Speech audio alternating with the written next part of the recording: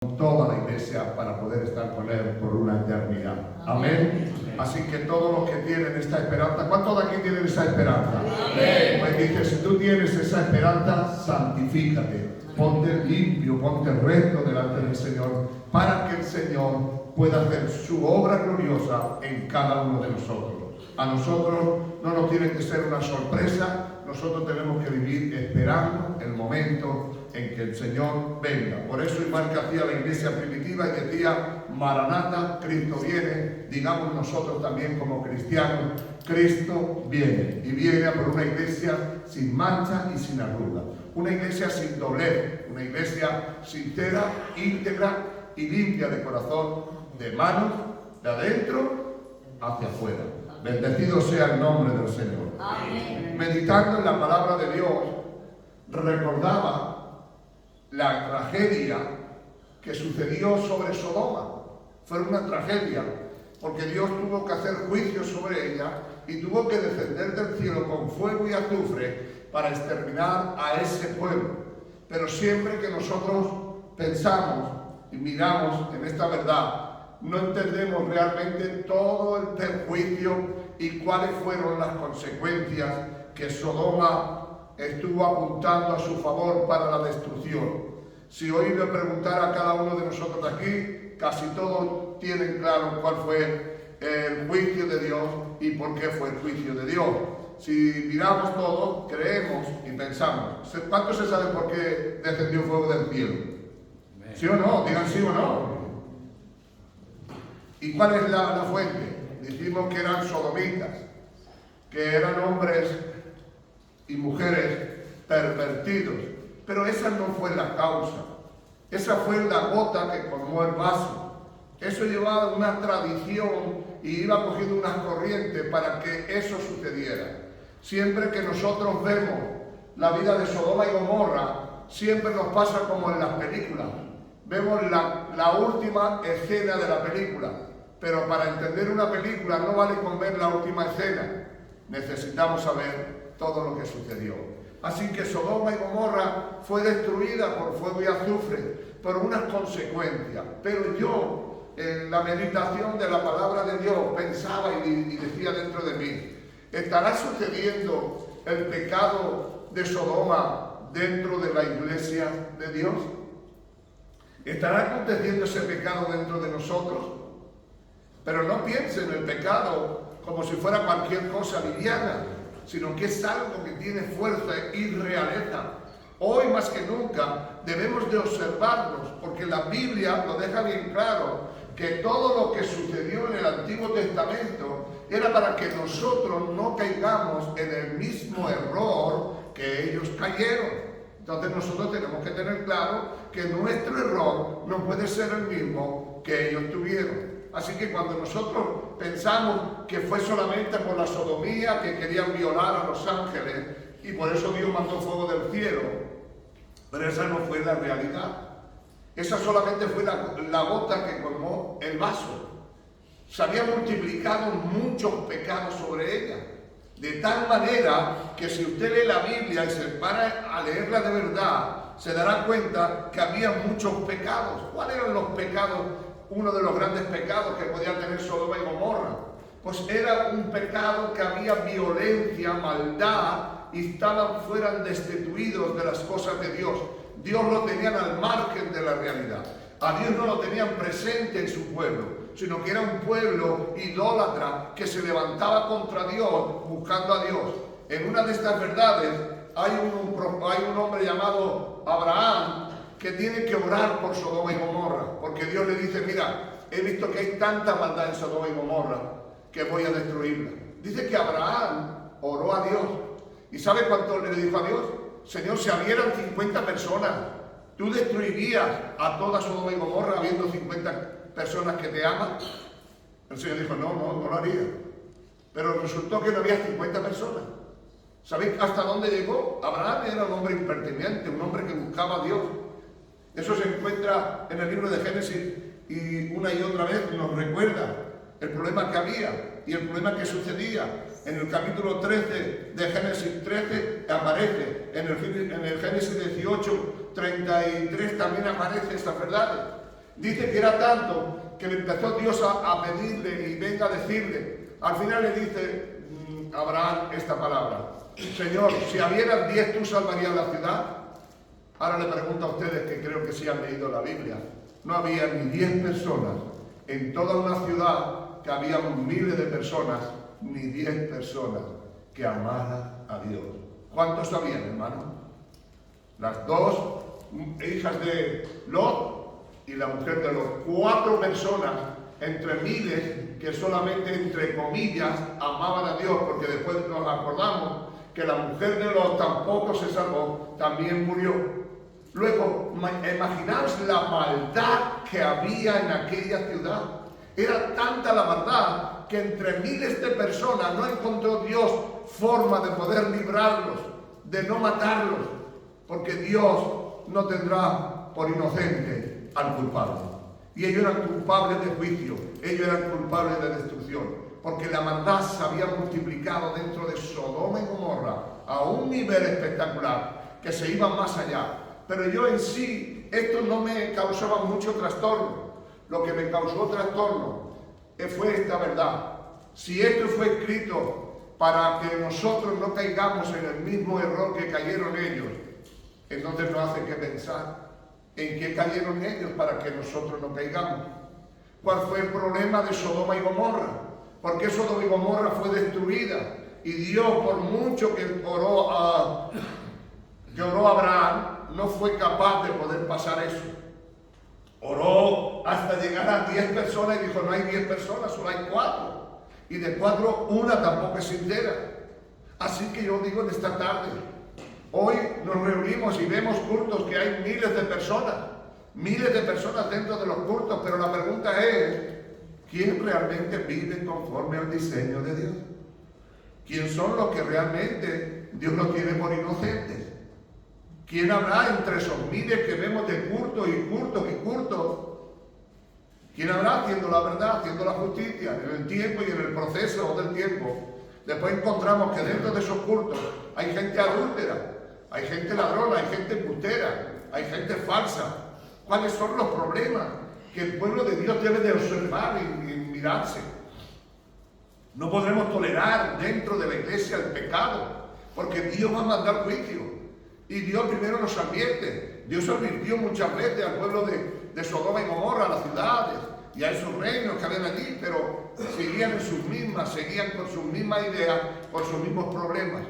Pero ¿cuál realmente fue los pecados que Dios saltó y los puso al frente para que entendieran?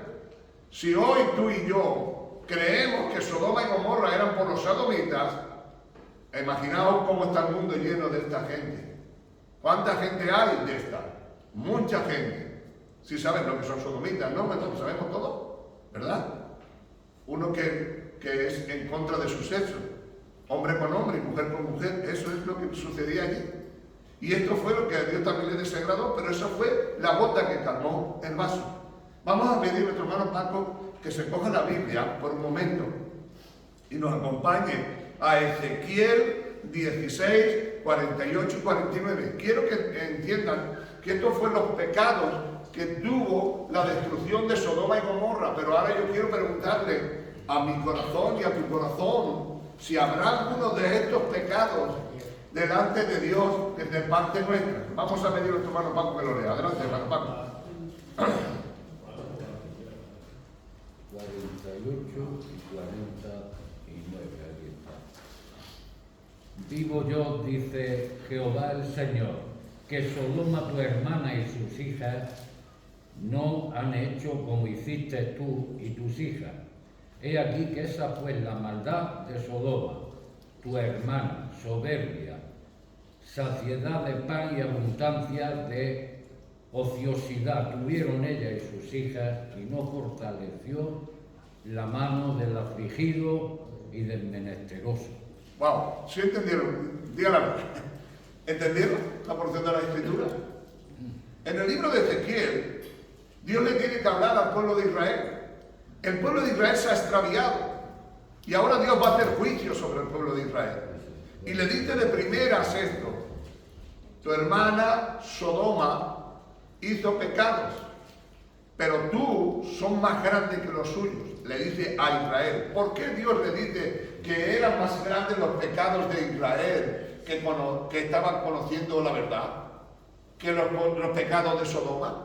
Porque Israel tenía al Dios Todopoderoso y conocía la verdad y las leyes y estatutos y decretos de Dios, y sin embargo estaban en los mismos pecados y aún más fuertes que Sodoma. Pero ¿cuál fue la destrucción de Sodoma? ¿Por qué Dios tuvo que destruir Sodoma? Y si Dios destruyó Sodoma, ¿qué hará con aquellos que, conociendo la verdad, que sabiendo lo que es Dios, realmente no viven conforme al proyecto de Dios? Hoy tienes que preguntarte tú, si Dios hizo juicio contra aquel pueblo que no tenía a Dios, ¿qué hará Dios con nosotros que sí tenemos a Dios? La Biblia dice en el libro de los Hebreos, y lo dice claro, y lo dice con potencia en su palabra, que el juicio de Dios es necesario que empiece por la casa de Dios. Y si el juicio de Dios empieza por la casa de Dios, ¿dónde aparecerá el que no tiene a Dios? Ese juicio será un juicio terrible, un juicio que llegará a ser escalofriante, como todo aquello que viene. Pero dice que el pecado que había en Sodoma, el primer pecado, dice en el 49 aquí, que este fue la maldad de Sodoma. ¿Cuál fue? Dice, esta es la maldad de Sodoma. ¿Cuál es? La soberbia. Habremos dentro de la iglesia, habrá soberbia. La palabra soberbia la busqué y significa orgullo, arrogancia, autosuficiencia y aquel que no tiene necesidad de nada ni de nadie. Vuelvo a repetirlo porque esto es importante. La soberbia es la madre del orgullo. Aquella persona que es orgullosa, que tiene su corazón lleno de orgullo, que es una persona activa, que es una persona no humilde, esa persona está engendrando la ira de Dios sobre su vida. Está poniendo a Dios a prueba para que Dios haga juicio sobre su vida. Y sea más o sea menos. Pero imaginaos, orgullo significa nada menos que arrogancia, autosuficiencia y rebeldía contra Dios y la verdad. Jesús le dice: aprender de mí, que soy manso y humilde de corazón. Una de las verdades centrales del Evangelio es la humildad. Si no hay humildad y sinceridad, Dios mandará juicio sobre sus vidas. Y por eso Sodoma tenía ese gran problema. Era orgullosa, era soberbia, tenía vanagloria, se creía importante, se creía que no tenía necesidad de nada ni de nadie. Y eso está constituido en la Biblia como orgullo, como soberbia. Y sabéis todo, y todo lo entendéis claro, que Satanás fue echado del cielo por orgulloso, por soberbio y por creerse autosuficiente. ¿Dónde? ¿Habrá dentro de la iglesia orgullosos?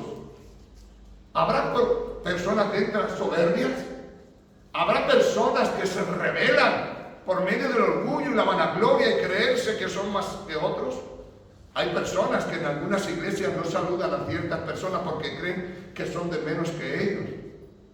Eso está amontonando juicio para su vida. Si hay algo que yo debo de entender y que tú debes de entender, es que Dios está en contra del orgullo y de la soberbia. Dice Dios que al orgulloso, dice en el libro de Proverbios 16, 18, al orgulloso Dios lo quebrantará, mas al humilde Dios lo levantará. Cuando hay gente que es orgullosa, no te preocupes, sea hoy, sea mañana, sea dentro de un mes, Dios lo derriba y lo tira al suelo. ¿Por qué lo tira al suelo? Porque no hay nadie más grande que Cristo, no hay nadie más poderoso que nuestro Dios. Digan aleluya, digan gloria a Dios. Estas cuatro verdades sobre el orgullo deberemos de tenerla presente en nuestra mente y en nuestro corazón para recordarnos que el orgullo solamente es un pacto para la destrucción para tu vida. Hasta que no aprendas a ser manso y humilde de corazón, no podrás entender el plan y el propósito de Dios. Jesús le dijo a sus discípulos: aprender de mí. ¿Por qué le dijo aprender de mí? Pues yo, siendo Dios, me hice hombre, siendo rico me hice pobre. ¿Por qué? Porque a Jesús no le importaba. Jesús hizo una pregunta espectacular y le pregunta a los discípulos, ¿quién es el más importante, el más grande? ¿O quién es el que tiene más estatus? No sé si alguno levantaría la mano públicamente, pero Dios, viéndole el corazón, le dijo, pues el que se crea más grande, sirva al más pequeño. Oh, ¿por qué dice? Porque mi reino no es como el reino del mundo, que en el reino del mundo el más grande es el que es más importante. En mi reino, el más grande tiene que servir al más pequeño. Y le pregunta, ¿quién es más importante? ¿El que se sienta a la mesa o el que sirve la comida encima de la mesa? Los discípulos, que no eran tontos, dijeron, Señor, el más importante es el que se sienta a la mesa. Y dice, pues yo, siendo el Señor y el Rey, estoy sirviendo y lavando los pies. Digan aleluya. Aleluya. Digan gloria a Dios. Gloria a Dios. Digan que está a su lado y díganle, tenemos que ser humildes. Fue el primer pecado, el orgullo, la soberbia, la vanagloria. Fue lo que apuntó la destrucción de Sodoma y Gomorra. Y el problema que yo tengo y que tú tienes es que tenemos que examinarnos para ver si ese pecado fluye en nosotros. Porque si ese pecado está en nosotros, vamos a tener un gran problema. Estamos amontonando juicios para nuestras vidas. Hoy más que nunca, muchas y muchos cristianos, iglesias y cristianos, se ven reflejados con esto, hermano. Soberbia. Estando yo en Florida, en la ciudad de Hialeah, ahí en Miami, había un hombre que mucha gente lo conoce, pero no tengo por qué desacreditarlo públicamente. Decía, no me toquéis, porque tengo la unción. Y si me tocáis, me se puede ir, porque vosotros no tenéis la misma unción. Eso es soberbia, eso es vanagloria. Y yo no sé, yo no sé si tendría la unción o no, pero yo soy paso de eso. Jamás vi yo a Jesús que le dijo, si alguno se malinterpreta cuando le dijo María, que había resucitado Jesús, se le tiró a los pies y le dijo, no me retengas o no me abraces, porque todavía no he ido al Padre. No es porque yo fuera más santo que nadie, porque Jesús era santo antes de morir y después de morir. Digan aleluya. Digan gloria a Dios.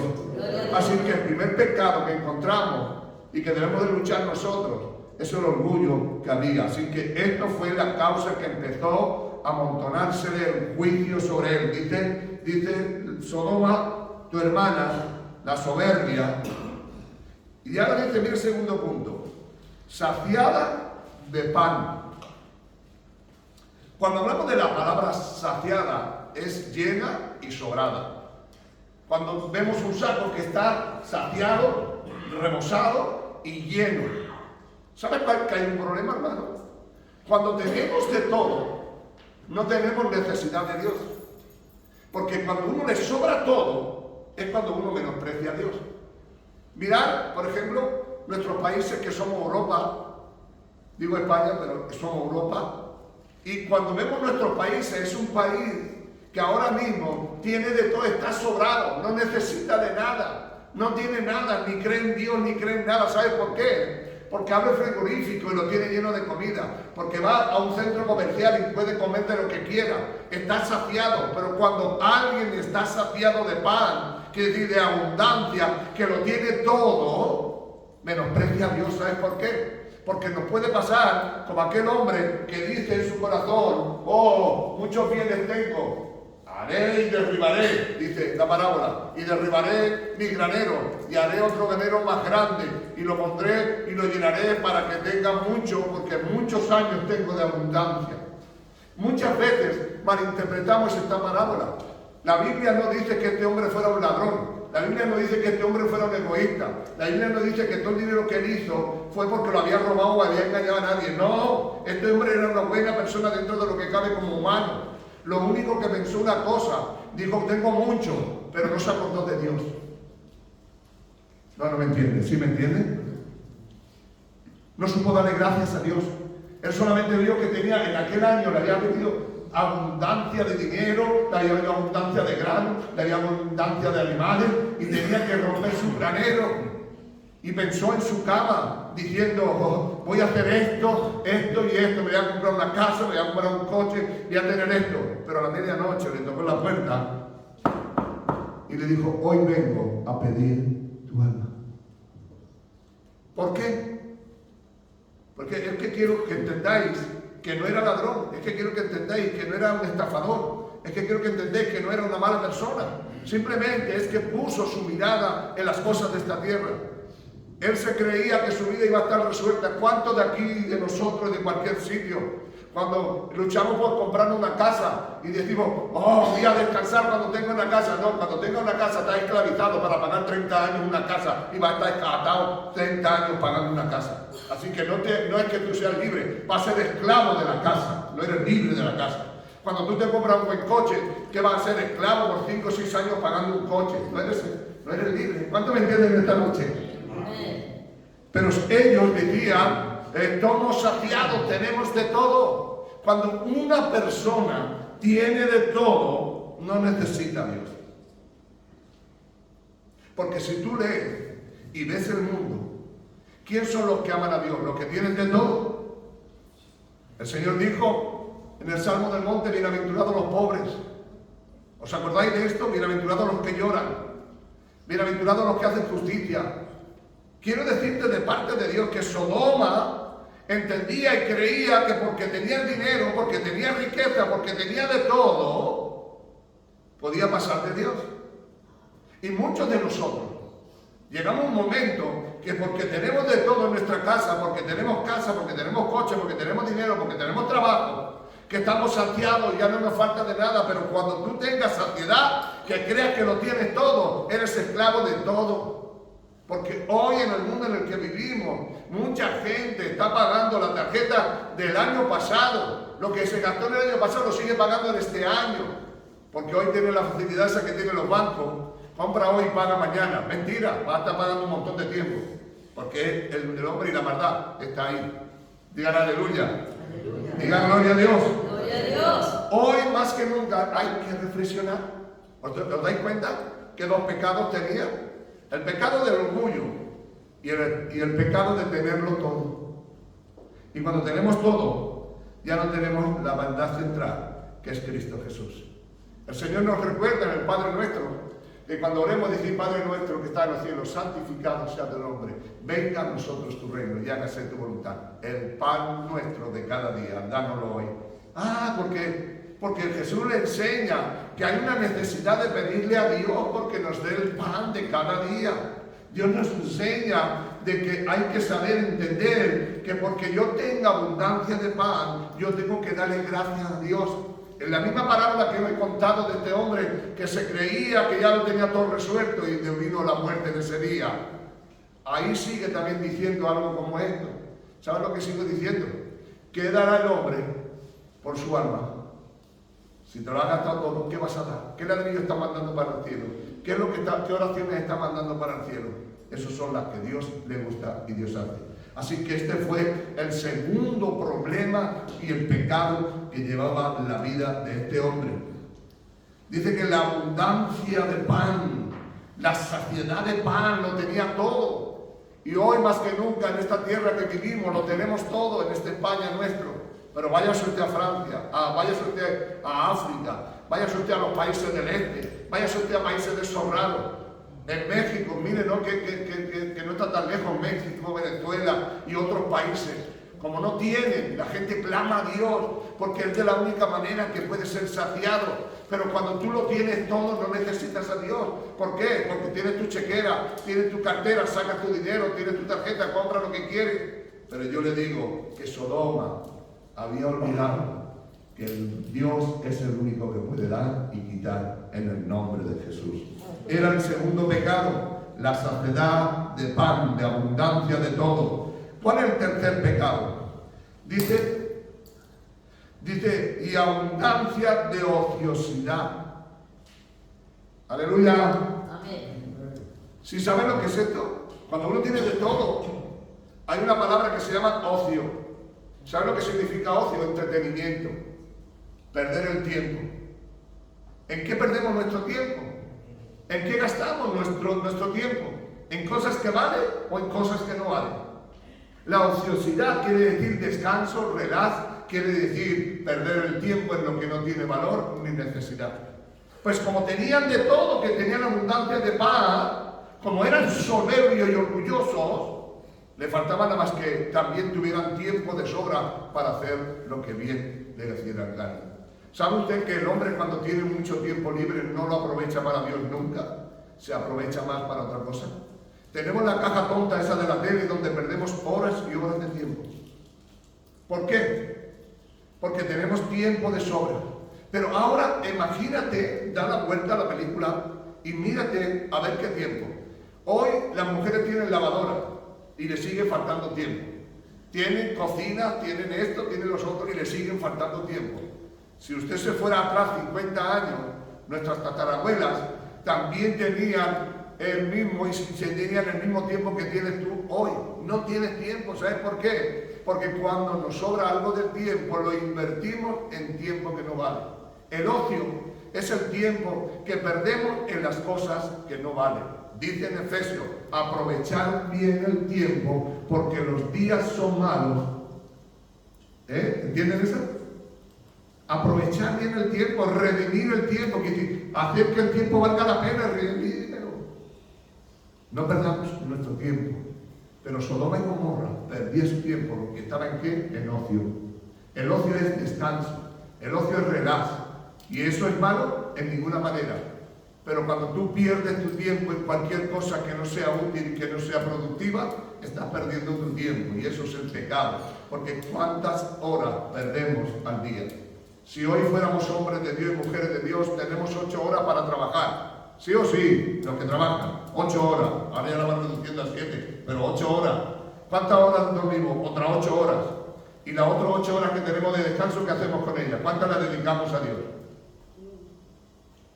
No me dicen nada, se callan en todo. ¿Cuánto? Si tenemos 8 horas, de esas 8 horas, y las que no trabajan tienen 16 horas, de esas 16 horas, ¿qué hacen?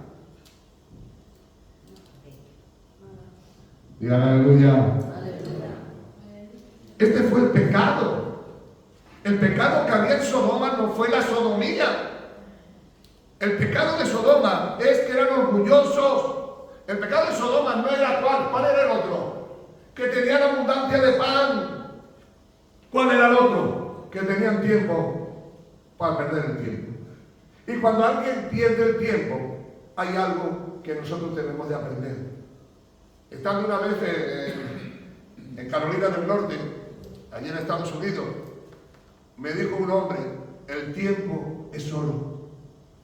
El tiempo es oro. Mike Bulgo se llamaba el hombre. Me dijo, el tiempo es oro. El cristiano no puede perder su tiempo en el ocio, en las tonterías. El cristiano debe dedicar su tiempo a leer la Biblia, a estudiar la Biblia, a orar, a predicar, a santificarse, a apartarse del pecado y a vivir en una vida de santidad. Si haces lo contrario, estás preparando juicio para tu vida. Son 3 pilares fundamentales que el cristiano debe saber. El ocio, mucha gente pierde el tiempo y pierde su vida detrás de cosas que no tienen ningún valor. Dios nos ayude a que tú y yo seamos hombres y mujeres de Dios. Pero quiero llegar un poquito más adelante. Esa es la tercera cosa que había y por la que vino el juicio de Dios. Dice que no ayudaban al afligido, al menesteroso, que no ayudaban al que tenía problemas. Cuando yo busco la palabra afligido, dice triste, angustiado y que no tiene salida por sí mismo, que es un hombre o una mujer que está metida en un hoyo y que necesita la ayuda de alguien para salir de él. Pasaban de ayudar a los demás, pasaban de socorrer al menesteroso, aquel que no tiene ayuda de nadie, aquel que está en el hoyo y que necesita la salida. Cuando nosotros veamos a alguien, le extendemos la mano. Si no quiere salir, hay que dejarlo. Si hay alguien que no quiere salir de donde se encuentra, nosotros no podemos obligar a nadie, pero nosotros extendemos la mano. Si quiere cogerla, la coge. Hoy más que nunca debemos de entender esto, pueblo de Dios. Pasamos de los unos de los otros. Vivimos como iglesia y estamos aquí en la iglesia y ni siquiera tenemos compasión de nosotros mismos. Ni siquiera nos acordamos de nuestros hermanos, sino que simplemente venimos a nuestro culto, nos vamos y cada uno se la arregle como pueda. Como aquel que dijo esa frase tan vulgar: comiendo yo ha comido España, pero no es cierto. Cuando comes tú y no comes el que está a tu lado. Por eso este pueblo no tenía misericordia. ¿Os acordáis cuando los ángeles bajaron y se pusieron en el centro de Sodoma y Gomorra? Dice que pasando todo el día nadie le dijo ven a mi casa. Sin embargo, el justo no, le llamó y le dijo: pasad a mi casa, comer, vestiros, lavaros. Porque ofreció su mano al menesteroso, al angustiado, al triste, al que no tiene nada. Y nosotros debemos de aprender. ¿Sabes por qué tenemos de aprender? Porque Dios quiere que nosotros seamos y ayudemos al afligido, al triste y al angustiado. El triste, el angustiado, el afligido, el menesteroso, hay que ayudarle si quiere, pero nosotros les damos la mano. Es como aquel que se está ahogando en aquel río y tú no puedes llegar a él y le tiras un flotador con una cuerda y le dices: agárralo. Dice: no, yo me salvo solo. O toma solo, te ahogas. Así hay muchas personas. Pero por lo menos nosotros tenemos que lanzar.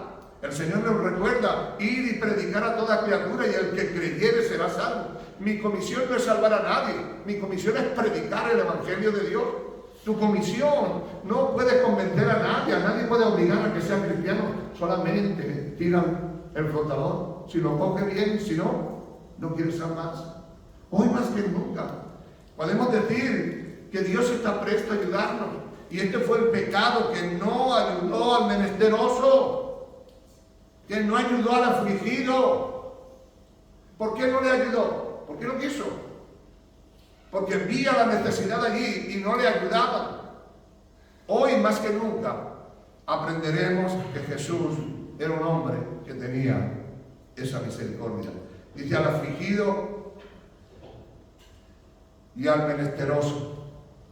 El menesteroso es aquella persona que necesita a todo grito y a toda voz la ayuda de la gente. Dice que estando Jesús en un monte predicando el Evangelio con una gran multitud, como de 5.000 personas, dice que estando en esa multitud vio a la gente y le dijo a sus discípulos: tengo compasión de esta multitud. ¿Sabéis lo que significa la palabra compasión? Según dice literalmente en el diccionario de la lengua española, la palabra compasión es aquella persona que se le conmueve la entraña cuando ve un problema, cuando ve una necesidad, se le mueve la entraña. No es que diga: ay, qué lástima, sino que dentro de él da un huerco, las tripas se le apretan porque le da una compasión más allá de su fuerza. Así que Jesús dijo: yo tengo compasión porque se le removieron las tripas. ¿Por qué se le removieron las tripas? Porque vio y dijo: estas personas son como ovejas sin pastor en medio del monte. Dios nos llama a que seamos compasivos, que tengamos compasión. Esa compasión tiene que nacer de tu entraña, tiene que revolverse. Cierta parábola que nos enseña del buen samaritano. Dice que había un hombre allí que le habían apaleado, que le habían pegado, que estaba medio muerto, que le habían robado, estaba tirado. Y que pasando ciertos hombres, como un sacerdote, pasando un levita, o un escriba, cuando pasaron estos hombres que se supone que eran religiosos, no sé qué hicieron acercar a él, pero dice que cuando pasó el samaritano, se conmovió, se le movieron las entrañas y se fue a él, lo vendó, lo curó, lo sanó, lo montó en su cabalgadura, en su burro, y lo llevó a la posada y lo dejó y le dijo: todo lo que gastes de más, cuando yo venga, te daré. Y le dio 2 denarios. ¿Dónde quiero llegar en este día? ¿Creéis que Dios en el siglo XXI que vivimos, si nosotros hacemos los mismos pecados que hicieron la Sodoma y Gomorra, penséis que no va a haber juicio sobre nuestras vidas? Es que Dios es amor. Pero te digo una cosa para que tú entiendas quién es Dios. La Biblia dice: horrenda cosa es caer en las manos del Dios vivo. Cuidadito, chicos. No malinterpretemos la Biblia. Porque Jesús vino hablando del amor y la misericordia. ¿Creéis que Dios no tenía también su parte? Dice que horrenda cosa es caer en las manos del Dios vivo. Que decir que hasta ahí sí está bien, pero no te pases. Dios nos recuerda en su palabra que tienes que empezar a entender que se te tienen que mover las entrañas. ¿Habéis visto algunas veces la imagen? ¿Os acordáis de la imagen de esta que cuando se ve en una guerra y se ve un niñico con la ropa rota y toda quemada? ¿No se te mueve la entraña? Porque si no se te mueve la entraña y tienes compasión de esto, quiere decir que tienes que empezar a orar y buscar a Dios. Cuando pasa alguien por la calle y se ve a uno que está muerto ahí, todo el mundo, anda, déjalo ahí, se lo habrá buscado, y no tiene compasión. Eso es lo que tenía Sodoma y Gomorra. Había perdido lo más importante, la compasión. No se le movían las entrañas por nada. ¿Y cómo estamos viviendo hoy? En ese tiempo, donde la gente pasa de todo, le da igual todo y le importa nada. Que la gente del mundo viva así lo entiendo, pero que la gente que está dentro de la iglesia viva en la misma circunstancia, no lo entiendo. Hoy es el día de decirte, hermano, que si Dios no tuvo compasión con Sodoma y Gomorra, no pienses que Dios te va a tolerar a ti. Que siendo un hijo y una hija de Dios, tengas estas cosas. Que tengas estas cosas, que tengas orgullo en tu vida, que digas yo tengo de todo, a mí no me hace falta de nada, que tengas mucho ocio y te pierdas la hora y la hora sin buscar nada de Dios. Esto tiene consecuencias claras. Vamos a irnos para ir terminando, termino con esto, en 1 de Corintios. Es bueno tener Biblia, hermano, es muy bueno. Hoy no ha venido el proyector, nosotros lo solemos poner ahí en el proyector, pero quiero que lean 1 de Corintios capítulo 10, por favor. Vamos muy rápido para no perder yo ni un minuto, no quiero perder nuestro tiempo. En el capítulo 10, versículo 5, os voy a leer el 10 entero, lo voy a leer rápido, si me sale rápido. ¿Lo tenéis? Capítulo 10, versículo 1. Porque no queremos, hermanos, que ignoréis que nuestros padres todos tuvieron bajo la nube y todos pasaron el mar. Todos en Moisés fueron bautizados en la nube y en el mar. Todos comieron la misma alimento espiritual. Todos bebieron la misma bebida espiritual, porque bebían de la roca espiritual que la seguía. La roca era Cristo. Pero de lo demás de ellos no se agradó Dios, por lo cual quedaron postrados en el desierto. Mas estas cosas sucedieron como ejemplo para nosotros, para que no codiciemos cosas malas como ellos codiciaron, ni seáis idólatras como algunos de ellos, según está escrito, se sentó el pueblo a comer y a beber y se levantaron a juzgar, ni forniquéis como algunos de ellos fornicaron y cayeron en un día 20.000. Un día 23.000. Ni tentemos al Señor como también algunos de ellos le tentaron y perecieron por la serpiente. Ni murmuréis como algunos de ellos murmuraron y perecieron por el destructor. Estas cosas le acontecieron como ejemplo como ejemplo están escritas para nosotros los a quienes hemos alcanzado el fin de los siglos. Así que el que piensa está firme, mira que no caiga. ¿Me entienden esto de lo que dice al final? No, yo estoy bien, dice, pues, ten cuidado que puedes caer. Todas estas cosas nos advierten que aunque eran bautizados, aunque comían del maná que era Cristo, aunque seguían a Dios que era a través de la columna de fuego y de la nube, pero de la mayoría de ellos el Señor no se agradó. ¿Por qué no se agradó el Señor? Porque pecaron contra Dios y se rebelaron contra Dios y Dios tuvo que mandar juicio contra ellos. Y en esta noche te quiero decir, hermano, si Sodoma y Gomorra recibieron el juicio de Dios, ¿cuánto más tú y yo que conocemos a Dios? Si Dios lo tuvo que destruir a ellos que no conocían a Dios, y tú y yo, la Biblia dice en el libro de Romanos, ¿cómo escaparemos nosotros si descuidamos una salvación tan grande? También lo dice en Hebreo. ¿Cómo escaparemos? si descuidamos una salvación tan grande que Dios ha puesto en nosotros. Para no prolongar mucho este asunto, os digo, no os creáis que Sodoma y Gomorra, por ser homosexuales, vino la destrucción. Fue la gota que calmó, que formó el vaso. Porque ya veis, todos los pecados eran orgullosos, no tenían falta de nada, se perdían el tiempo en las cosas tontas que no tenían fuste, después no tenían misericordia, no tenían compasión, le daba igual todo, no se le conmovía la extraña por ninguna cosa que estuviera sucediendo.